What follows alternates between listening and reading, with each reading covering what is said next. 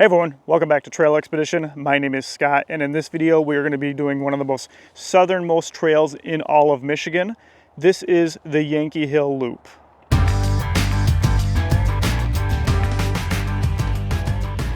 So it's the middle of March right now, and I have just been itching to get out on the trail. Michigan in March is very temperamental. One day you can have 70 degrees, the next day it could be snowing and 20 degrees. You never know what you're going to get. Today it's about 40, 45 and sunny, so I figured, hey, I got the day off, let's get out here and do a little bit of trail riding. Now, I have done this trail before in the past, but it's been a long time. Like, honestly, it's probably been close to a decade since I've done this trail system. And the reason why I haven't really gotten back out here to do it and to film it is a relatively easy trail. For those of you that just got done watching my Moab series, you know, that stuff is going to be much harder than anything that you guys are going to see today in this video. But I did want to get out and shoot this video just because there are a lot of people in Michigan that are just starting out with this hobby, just starting out off-roading, and, you know, they don't want to, like, push their vehicle to the limits to start. So a trail like this, you know, would be a perfect place to start for people like that. Yankee Springs Recreational Area is situated alongside Gun Lake, just off from US 131. The area's rugged terrain, bogs, marshes, lakes, and streams lends itself to many forms of recreation such as hiking, mountain biking, horseback riding, camping, fishing, and of course, taking a scenic drive through the woods. All right, so just starting out, I get to this area that if you go right, it says Devil's Super Bowl, Graves Hill. And then if to the left, it says unmaintained roads, seasonal access only. There are different routes that you can go on this trail system. I'm gonna try to find some hard stuff, which I don't think there's a whole lot of stuff that's really hard out here. But we're gonna try this unmaintained road to the left here and see where that takes us. Devil's Soup Bowl and Graves Hill are actually hiking trails. So if you're into hiking, be sure to check that area out. It was a little too cold on this day to venture too far from the warmth of my Jeep, so I just headed on down the trail.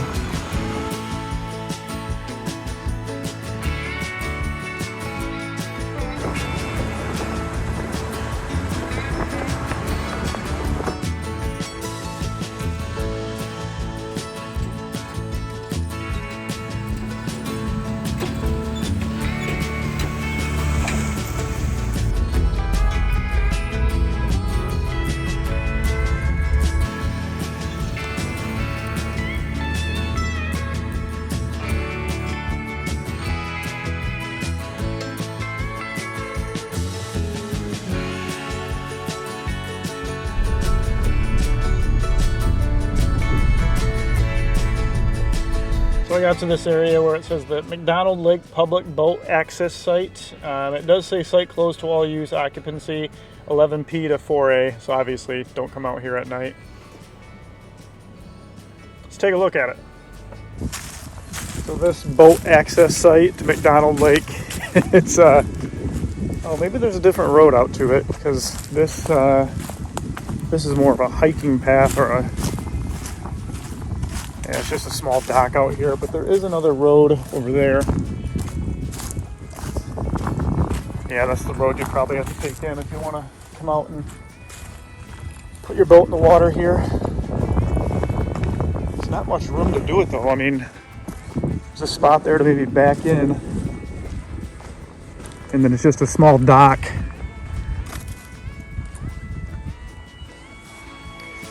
Definitely not getting a big boat down here. After leaving McDonald Lake, you'll hit Chief Noonday Road, which is a paved road, and you'll be on this for just a minute or two before you hit gravel again.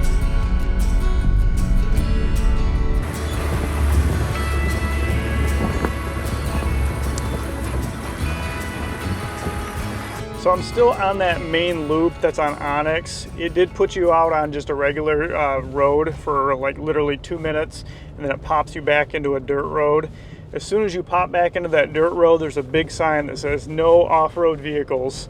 They're referring to side-by-sides, quads, you know, stuff like that. Vehicles that are licensed for the road are allowed to be on this because it technically is a seasonal road. Once back on dirt, the forest grew thick with numerous trees.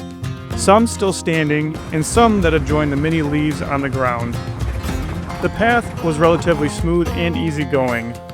I didn't mind, as I was just happy to be out exploring.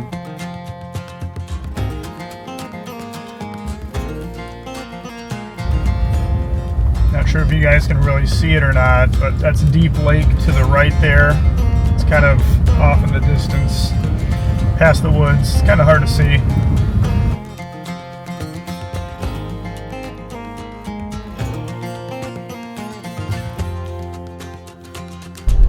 We're at Deep Lake Road.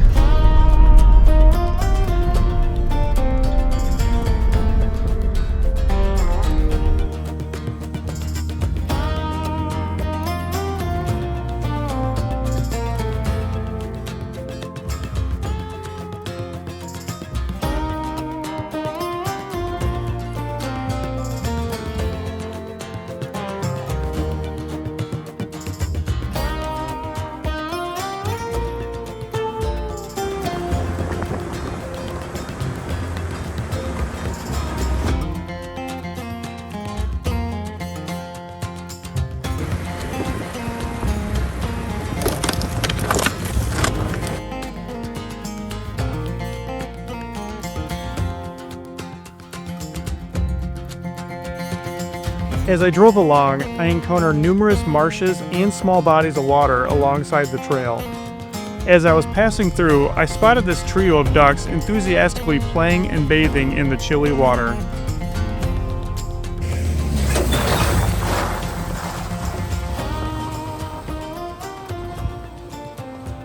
So if you guys are using Onyx off-road, and that's what I do recommend when you're running a lot of these trails, there is a main loop system in Onyx, and basically you can stick to that main loop system, which right now I am still on it. However, there's a bunch of different spurs that kind of go off from that main trail system, and that's where you're going to find a little bit more of the harder stuff. So if I see a spur that looks interesting, obviously I'm going to skirt off and go ahead and check that out. I may have spoke too soon with that comment, as many of the side trails in this system have been blocked off and marked as no motorized vehicles allowed. So that trail to the right there, if you take that, that just cuts off a little bit of this loop. So we're just going to stay on this and try to do most of the loop.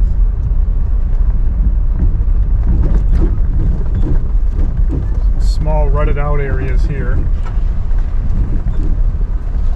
Just gonna ride this up on the bank a little bit.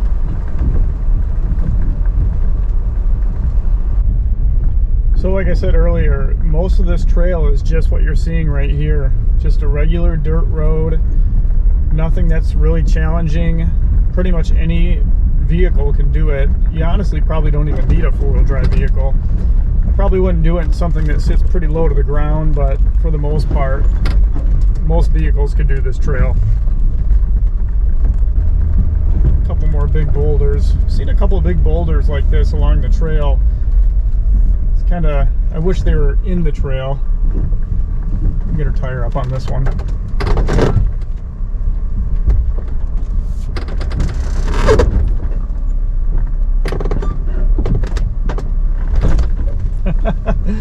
That's the most off-roading we've done this entire trip so far. And we still did it in two-wheel drive. There is intermittent deep sand in this trail, like right here. The sand's a little bit deeper than what it is in other parts of it. Still nothing that I don't think you really need to be aired down for. Like I said, I am aired down, but just this more for comfort than it is traction. So we've been going through this trail system for about an hour now, and so far nothing that's been difficult. It's all just basic sandy two-track trails, nothing that requires four-wheel drive. I did air down my tires to about 20 psi or so. You don't need it for the traction, just for the comfort of, you know, just kind of the rocking back and forth on some parts of this trail. There are intermittent spots where you'll get like not rocks, but just kind of where the sand is really uneven, where it's just going to kind of throw your vehicle around a little bit.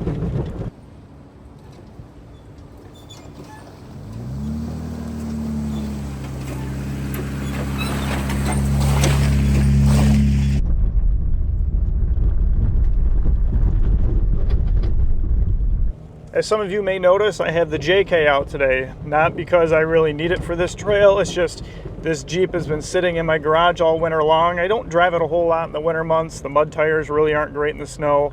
That and these older vehicles, I mean, it's 10 years old now. I've owned it for 10 years. You know, once the rust starts on them, it starts to go a little bit quicker than what you really want it to. So I don't drive it a whole lot in the winter months.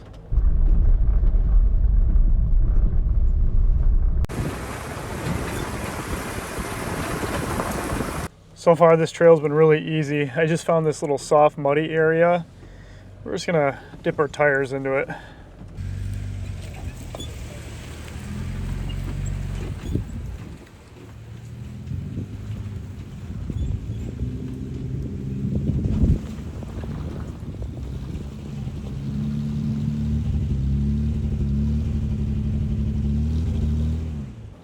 Should have stayed in it more.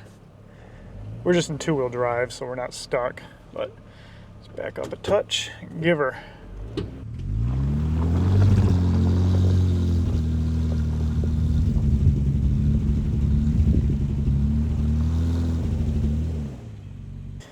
All right, four-wheel drive it is. Yes, I could have stayed high right on this portion of the trail and just rode the edge of the mud. However, this just goes to show how important it is to have four-wheel drive while you're off-road.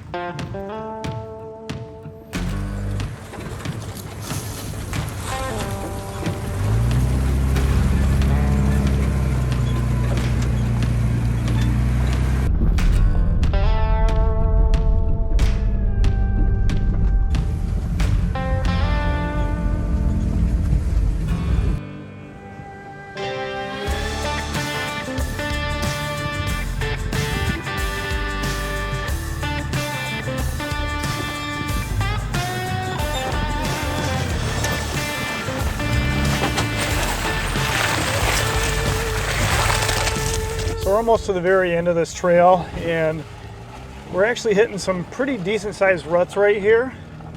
I mean, you could stay out of the ruts and kind of ride the middle, but we're getting into it.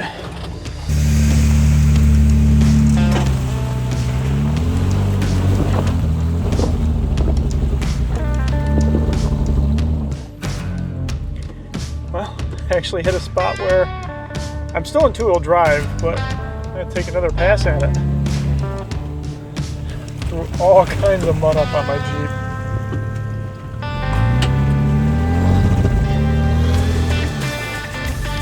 I went right in the ruts. I could have avoided the ruts, gone around them. Turn traction control off.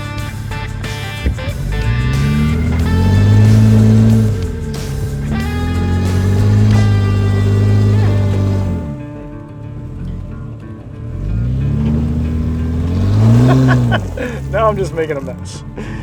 All right.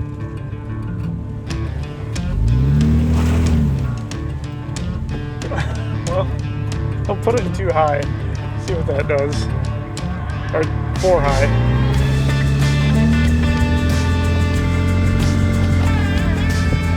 There we go, we got it through it. My Jeep is just caked in mud now though. And that was probably the highlight of the trail right there. Yeah, this spot on the trail, I went into the ruts in two-wheel drive, and I figured I would just like climb right out of it, but it was just too soupy, and I did have to put it in 4 high just to kind of throttle out of it. I mean, obviously 4 low would have been a better option, but 4 high you can just shift into on the fly, so that's why I did that. I actually got to hit a car wash when I leave here now.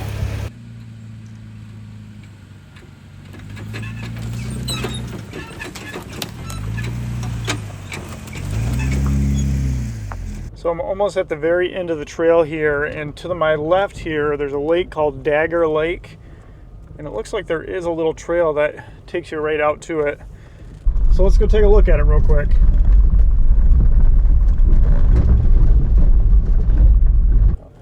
actually think I remember being out here the last time I was out here.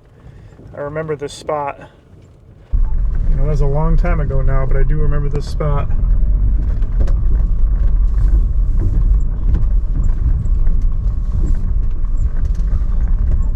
All right, guys, that's going to be a wrap on the Yankee Spring Loop. I'm out here at Dagger Lake right now. There's still a little bit left on the trail on Onyx Off-Road. However, we're so close to the end, I figured this would be a good spot to stop and wrap things up. So who is this trail for? This trail definitely is for the beginning off-roader. It's not anything hard at all. Honestly, it's just a bunch of 2 tracks, dirt roads, some intermittent mud here and there, but not anything a standard 4-wheel drive can't handle. Anyway, I'm going to wrap this up here. Thank you guys so much for watching this one, and I will catch you in the next video.